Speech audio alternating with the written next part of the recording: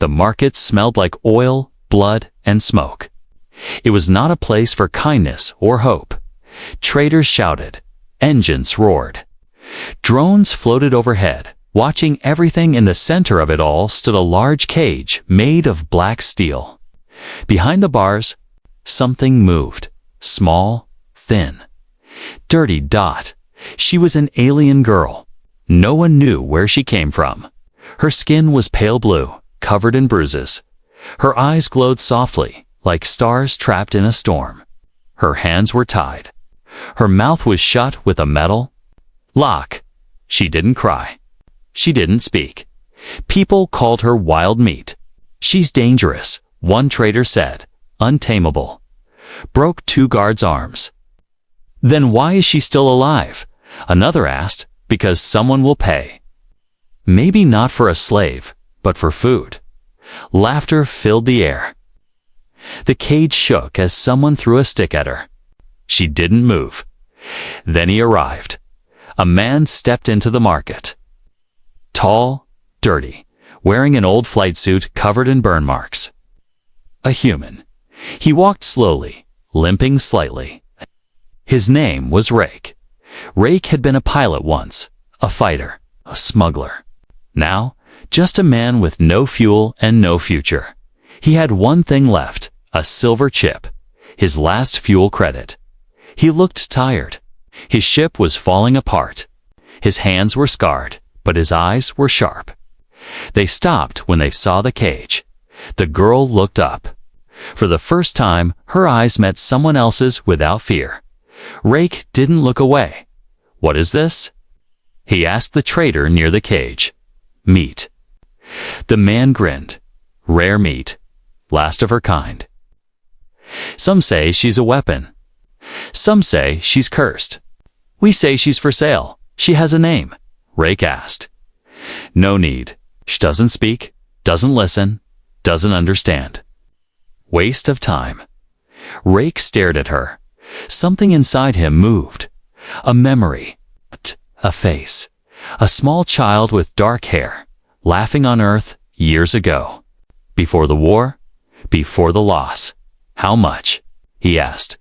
The trader laughed. You serious? Rake pulled out the silver chip. This is all I have. Enough for fuel to leave this place. The trader looked at it, then looked at Rake. You want her? Over escape. I'm not asking again. The trader took the chip and laughed again. She's yours, fool. Don't come crying when she kills you in your sleep. The cage opened with a hiss. Two guards stepped back, afraid. The girl didn't move. Rake stepped in. Calm. Slow. Careful. She growled. Just a low sound from her throat, warning him. I'm not here to hurt you, he said. His voice was soft, honest. She didn't understand the words, but she understood the tone. He reached out his hand. She flinched. He didn't pull away. Then she crawled forward. People watched in silence. No one expected her to move. No one expected her to touch his hand, but she did.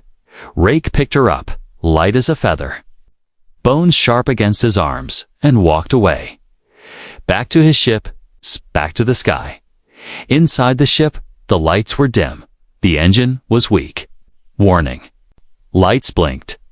Rake placed her on a small bed. She stayed still, like an animal waiting to be attacked. He gave her water. She didn't take it. He gave her a blanket. She pushed it away. He sat across from her, tired. You don't trust me. That's fine. But I'm not like them. She looked at him. Her eyes said nothing, but her fingers touched the blanket again. Hours. Past the ship moved into space, low on power. Rake checked his controls. No fuel left. No food left. But he had made a choice. Behind him, the girl finally drank the water. Quietly, slowly. He smiled. Maybe this wasn't the end. Maybe it was the beginning.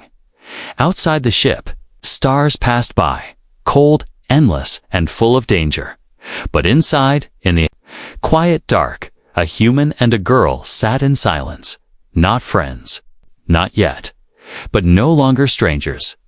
Asterisk the ship floated through deep space like a dying bird. Old wires hung from the ceiling. Rust covered the corners. The engines made soft coughing sounds, trying to stay alive. Warning lights blinked red. One fuel cell left, maybe dot inside. Rake sat in the pilot's chair, staring at the stars. His eyes were heavy, his body tired. He hadn't slept. ECOULD single quotes too. Behind him, the girl was curled on the small bunk, wrapped in the blanket he gave her. Still silent. Still watching. He didn't know what she was. He didn't know who she was. But he knew this. Something in her eyes. Felt familiar. Rake stood up and walked to the food unit. He pushed the button. Only one protein bar dropped out, his last. He looked at it, then he looked at her. She was awake, staring at him like a wild animal. She hadn't spoken, not one word. Not even a sound. Rake broke the bar in half. He walked over slowly and held. One piece out. The girl didn't move. It's food, he said. Eat. You need it more than I do. No response. Her eyes stayed on his hand. Minutes passed, quiet. Then, fast as lightning, she grabbed the bar and backed away. She sniffed it, nibbled it. Then, ate it all. Rake sat on the floor, leaning against the wall. You know, he said, I used to. Have a daughter? The girl looked at him. Just for a second. She loved the stars, Rake continued. Wanted to fly. Like her old man. But war doesn't care what you love. The girl blinked. Something in her face softened, just a little. Rake smiled to himself. Yeah, she had your eyes. Suddenly beep. Beep. A sharp alarm echoed through the ship. Rake jumped up, rushed to the console. A red signal pulsed on the screen. Fuel. Critical ship will power down in 20 minutes. He swore under his breath. There was no station nearby. No ships. No help. He checked the nav map. One dead moon within range. A forgotten mining colony? Maybe? Maybe something was still there. He locked the course and fired the last boost. The ship shook violently. The girl grabbed the edge of the bed, frightened. Hold. On, Rake shouted. Just a little longer. They landed hard. Dust and metal scraped the ship's sides as it hit the rocky surface. The engines hissed, then died. Lights went dark. Power, 0%, inside the cockpit. Everything was quiet. Rake sat frozen, breathing heavily. Still alive, he whispered. He turned to check on her. She was sitting up, eyes wide, hands gripping the wall. But she was okay. Rake smiled. See? I told you before he could finish. The door to the cockpit opened by itself. Rake froze. The ship had no auto doors. The girl stood up slowly, walked to the open hallway. Her bare feet made soft sounds on the metal floor. Hey, wait, Rake said. That door shouldn't open. But she didn't stop. She walked to the power core. Room. Rake followed, confused, cautious. She placed her hand on the metal wall. Her fingers began to glow. Soft blue light, pulsing like a heartbeat.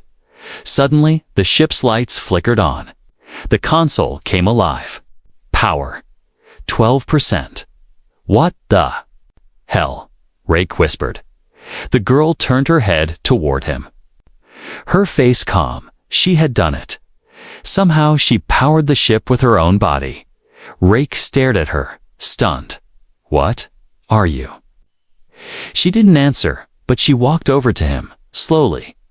Then, for the first time, she spoke. One word. Soft, quiet. Clear, Rake.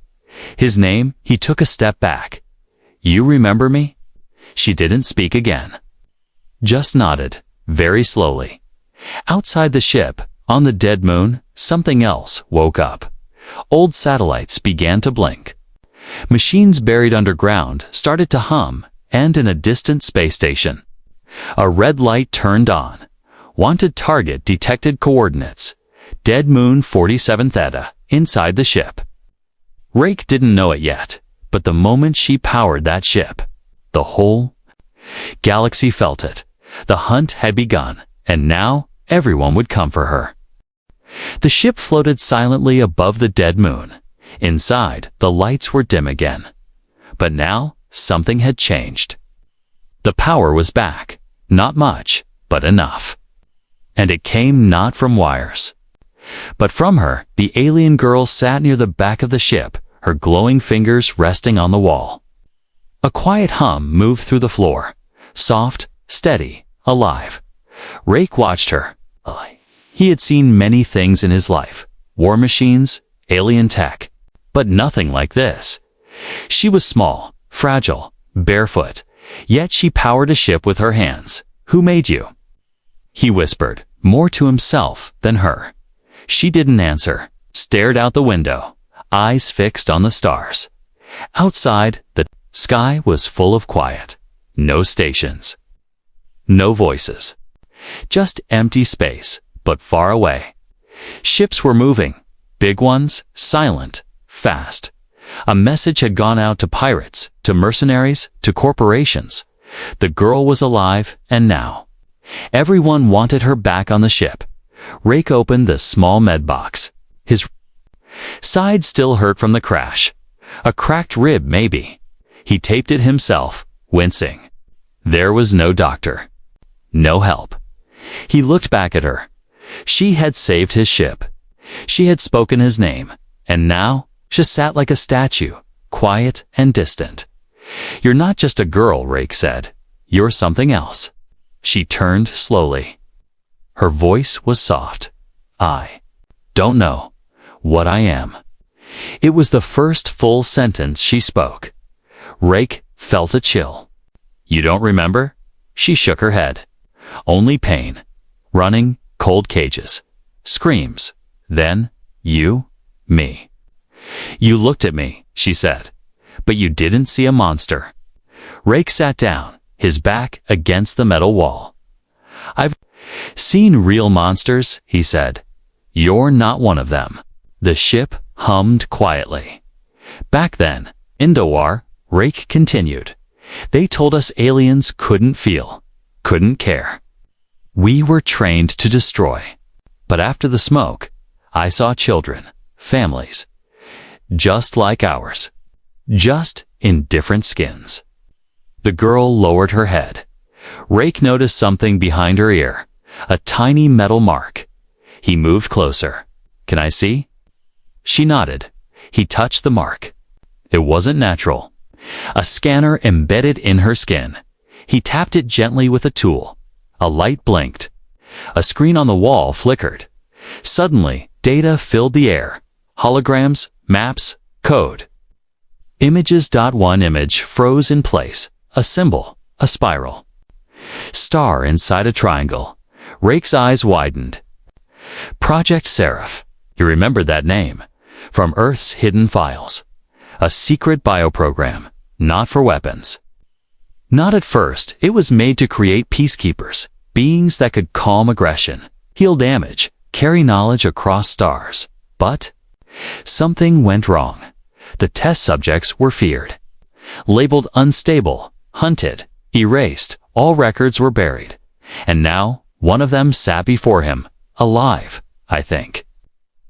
Rake said slowly, you were made to stop war, not start one. She looked up at him. Why would they kill peace? Rake looked away. Because peace doesn't sell. War makes profit.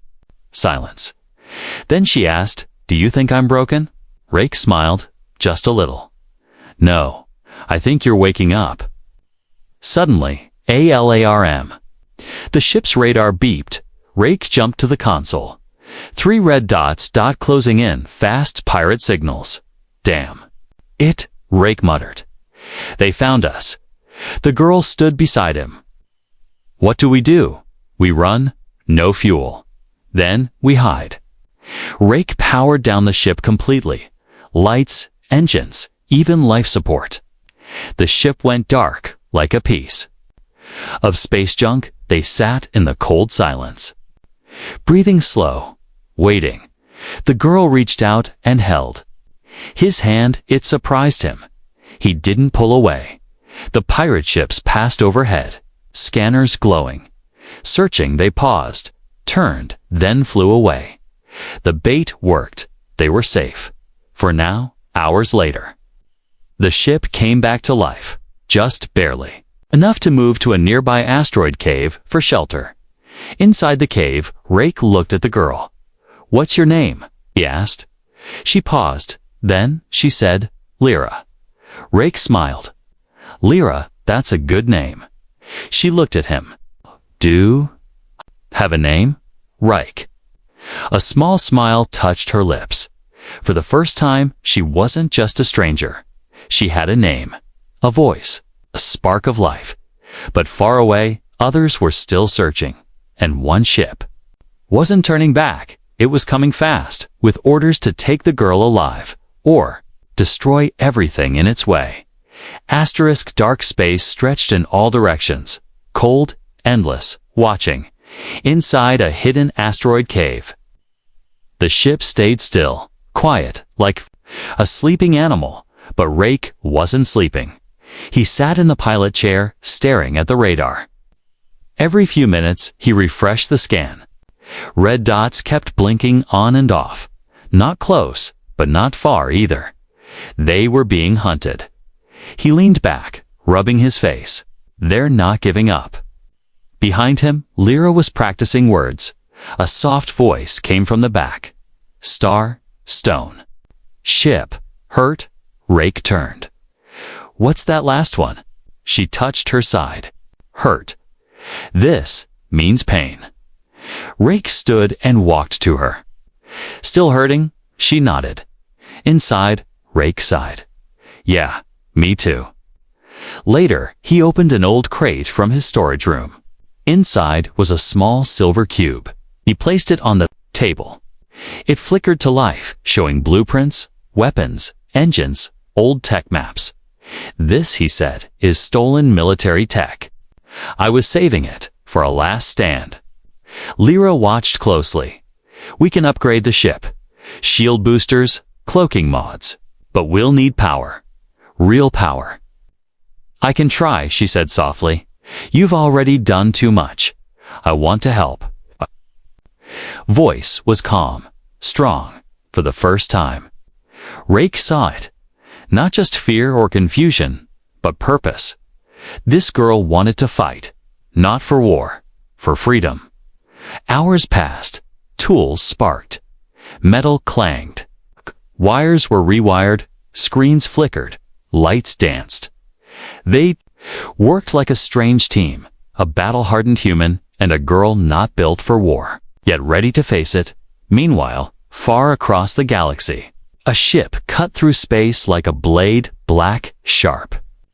Silent dot inside sat Captain Vale, leader of the mercenary crew known as the Screamers.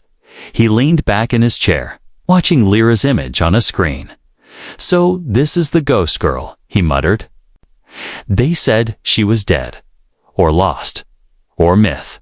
Beside him, his AI drone responded, target DNA confirmed, biosignal active. What's the price now? Vale asked. 17 million credits. Vale smiled. Dead planets, war junk, dead. Friends, all of that for one blue girl. Worth it. He pressed a button. All units. Lock target, move in. We take her tonight. Back on the asteroid. Rake was adjusting the upgraded shield controls. Lyra sat beside him, holding a piece of metal shaped like a star. This is a memory, she said. Rake looked. Where'd you get it? She pointed to her neck, a hidden slot. It had been there all along. Rake took the piece and placed it into the ship's console. Suddenly, a hidden file opened. A voice filled the ship. A woman's voice, soft, strong, human. If you're hearing this, she is still alive. Rake leaned forward. Lyra froze. This girl is the last of Project Seraph. She's not a weapon. She's a key.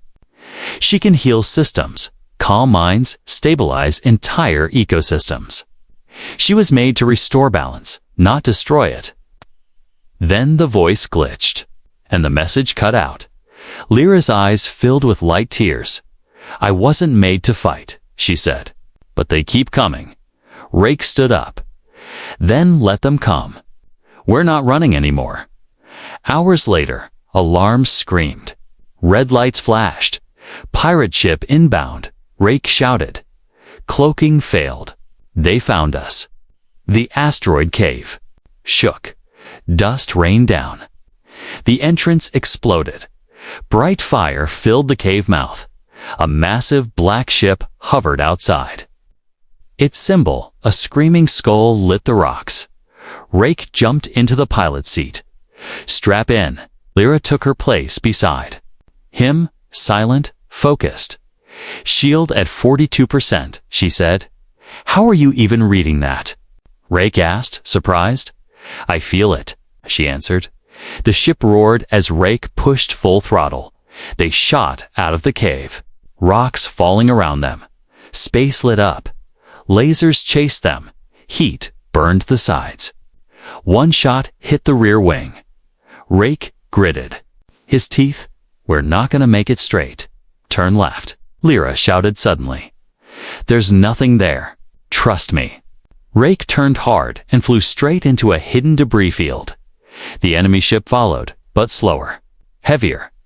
Rake twisted, rolled, ducked between dead satellite parts and floating metal arms. The enemy ship slammed into a chunk of debris. Boom. Small. Victory, but more ships were coming. Rake's ship rattled, gasping for power. He looked at Lyra. You said you could feel the ship. She nodded. Can you? Give it more. Lyra didn't answer with words. She placed both hands on the panel. A flash of blue ran through the ship like a pulse of life. The engines screamed louder than ever before. They shot forward, fast, vanishing into the stars. Behind them, the pirate ship fired blindly and missed. They were gone. For now, but Rake knew. More were coming. He looked at Lyra. Next time, he said, we hit back. Lyra nodded. Her voice was steady. Let's make them afraid. The stars moved like whispers outside the ship, slow, silent, endless.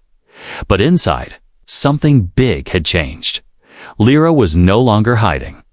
She sat in the co-pilot chair beside Rake, calm and focused, her hands resting near the control panel. Not scared, not confused. She belonged there now. They drifted toward a quiet zone between systems, a graveyard of broken satellites and dark energy clouds. No ships, no signals. Perfect for hiding. Rake powered down the engines and leaned back. His arms were shaking from the last escape. You okay? He asked. Lyra nodded. They're still looking. Yeah, and they'll keep looking. She looked out the window. Her voice was quiet. I remember. Voices, bright walls, tests, needles. Pain. Rake turned to her. What else? One woman. She spoke softly. She said, I was hope. A message. A message. Lyra closed her eyes. She said if I survived, the truth would survive too. Rake stood and walked to the data console. He opened the silver cube again, the one with stolen military files. I think that woman was part of the Seraph project, he said. Maybe. Even the creator. He searched the files. Most were corrupted, but one folder was still locked. Rake looked at Lyra. It needs a code. Lyra stepped forward. Try this. She placed her hand on the scanner. Click, the folder opened. A video played. A woman's face appeared, kind eyes. Dark skin lab coat, marked with the serif symbol. If you're seeing this, she began, then one of them made it. Lyra moved closer. "My name is Dr. Ellen Corey," the woman said. "And this is the truth." The video changed to war footage. Explosions, burning planets, screaming civilians. "The war nearly destroyed everything," Dr. Corey said. "We tried to create peace, not with weapons, but with life." Now the screen showed a lab. Children, in floating chambers, glowing softly. Peaceful. "We created the Seraph's children with the power to connect minds, heal wounds, calm rage, not soldiers, bridges between species." The video cut again. This time, protests. Fires, soldiers attacking labs. But they were feared. Seen as too powerful. Governments called them threats, so they erased us. Killed them. Dr. Corey's face returned, but one escaped. The screen zoomed into Lyra's, face younger, floating in a stasis pod. "You." Lyra's hands trembled. "I was. Made to stop war," she said softly. Rake stood beside her. "But they turned you into a prisoner." She looked at him. "And you saved me." He didn't answer. He just nodded once, quiet, steady. A sudden alert beeped. New signal. A nearby station had received a data burst. The folder unlocked by Lyra was transmitting a hidden message automatically. Rake checked the screen. Coordinates. "It's going somewhere?" Lyra leaned closer. "The message? It's traveling."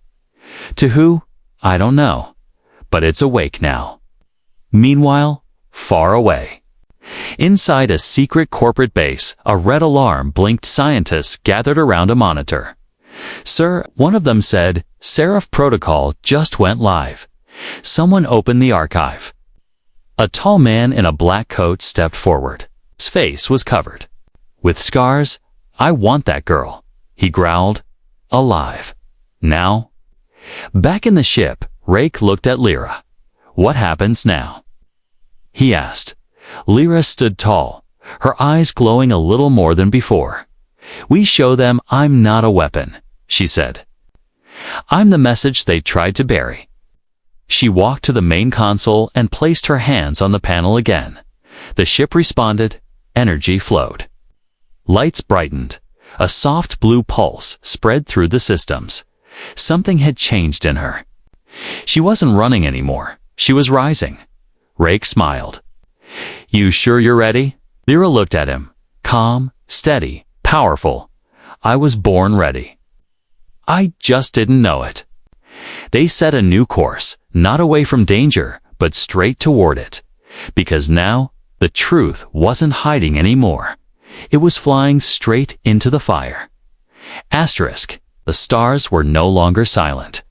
They were shouting. Dozens of ships moved like sharks through deep space. Black, red, silver-armed, fast, and angry dot, all chasing one small ship. Rakes shipped inside. Warning lights blinked non-stop. Energy low. Shields at 29%. Hull damage severe, but neither Rake nor Lyra looked afraid. "Not anymore.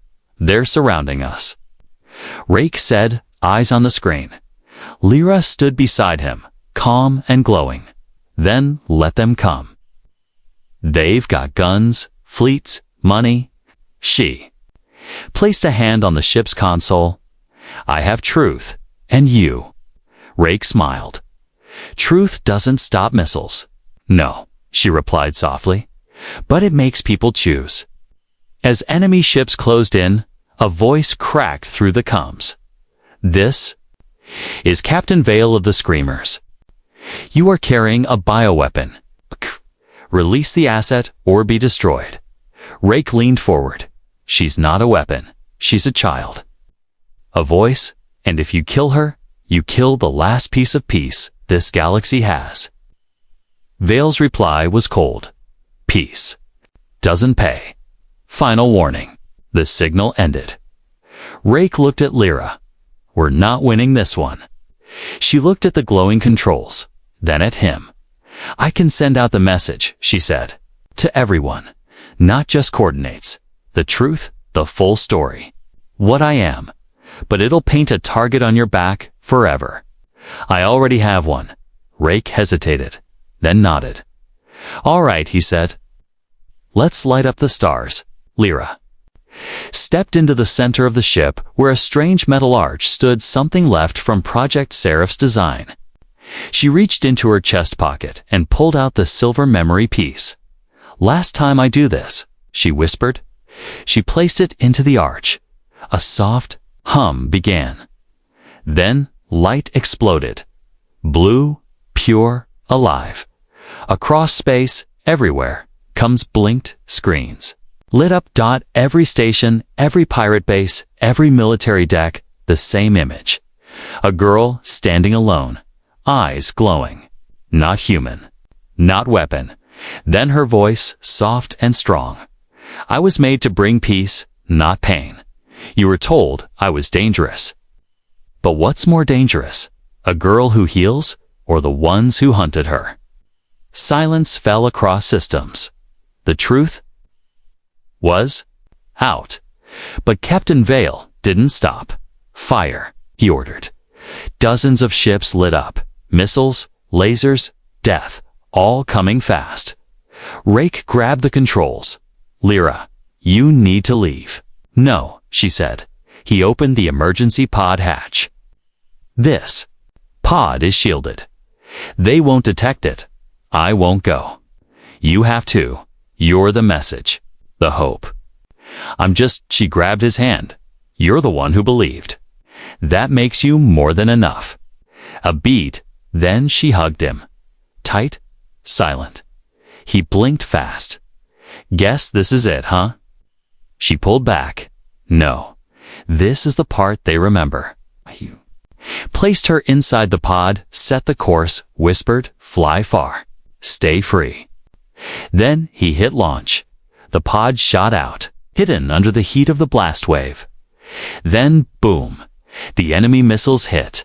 Rake's ship burned, but before it exploded, one final signal burst into the galaxy. A voice, his voice. If you're hearing this, I gave everything for her to live. If that's not human, what is? Far away. Lyra sat inside the pod, alone, alive. She watched as the stars around her grew quiet again. A tear slid down her cheek. Then, softly, she said his name. Rake. But she didn't hide. She didn't run. She set her pod to a small planet. A green one. Not powerful. Not rich, but peaceful. She would land and she would begin again. Not as a weapon. Not as an experiment. But as a voice.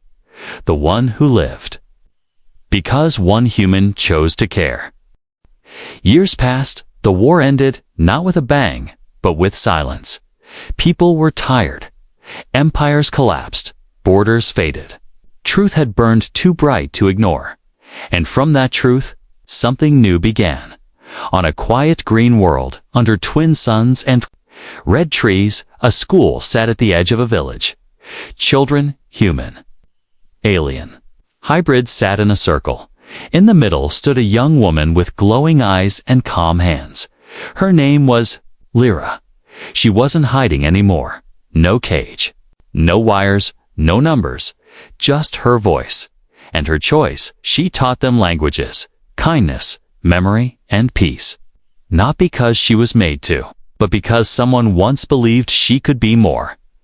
One day, a young boy with silver scales on his face raised his hand. Miss Lyra. Is it true you were once hunted? She smiled gently. Yes. Did you fight them? I didn't have to, she said softly. I just survived. And what happened to the man who saved you? Lyra paused. She turned and walked to a small tree behind her. Beneath it stood a simple stone, clean and smooth. The children followed. The stone had a symbol carved on it. An old flight badge. Human, worn underneath. Only 3 words. The one who believed. Lyra touched the stone. Gently, he gave up everything, she said. Not because I was powerful or useful, but because he saw me. The children sat quietly. Even the wind stopped. That, she said, is what makes humans different. Later that night, alone under the stars, Lyra stood on a hilltop. The same sky, different world. She closed her eyes and whispered into the wind. I made it, Rake. You kept the flame alive. And now I carry it. She raised her hand toward the stars. A soft blue pulse glowed from her fingers. Not a weapon, not a signal. A light, a message for anyone still lost in the dark. Far above, in the wreckage of forgotten warships and satellite bones, a drone activated. It had been drifting for years. Waiting now, it blinked. A soft voice played from its recorder. They said we couldn't change. They said peace was weak. But they forgot. Hope doesn't need an army. The drone flew on, carrying her words. One system at a time. Elsewhere, in quiet corners of the galaxy, people listened. Some cried, some remembered. Some changed. Peace didn't arrive in one day, but it started with one girl, one man, one moment of mercy in a galaxy full of hate. And now, long after his ship was dust, and his voice a fading echo, his choice still lived, because sometimes the strongest weapon, simply choosing to care.